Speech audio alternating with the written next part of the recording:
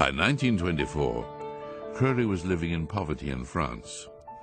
An old friend and famous literary figure and occultist, Frank Harris, kindly took him under his roof.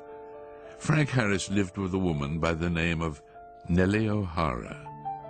If what has been written in later years can be believed, Nellie had a friend in America, Pauline Pierce, who was married to Marvin Pierce, head of the McCall Corporation.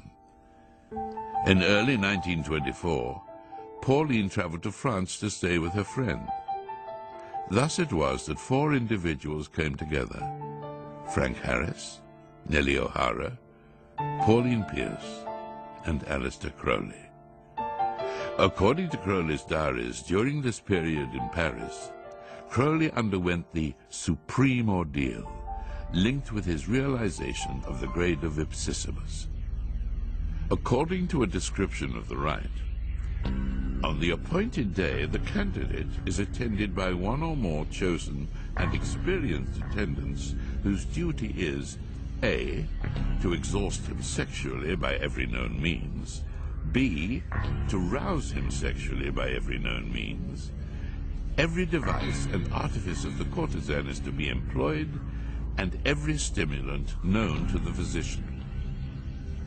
If Crowley did go through this ordeal in 1924, then it is highly likely, based on his previous experiences, that his closest associates of that time, including Nellie and Pauline, performed as his magical assistants. Pauline Pierce returned to America in early October of 1924. 8 months later, on June the 8th, 1925, she gave birth to a girl named Barbara. Barbara Pierce married George H.W. Bush, who eventually became the 41st President of the United States.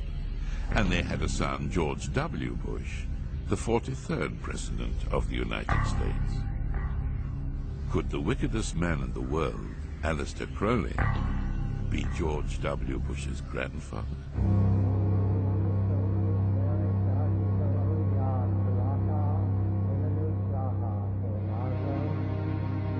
In 1925, Crowley received a letter from Theodore Roos of the OTO in Germany.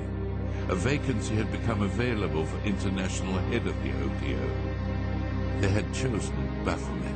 To the British, and indeed the Americans, I may have been a flesh-eating devil, but the Germans obviously still appreciated the lore of Thelema. I was still Baphomet, an ipsissimus, the great beast 666.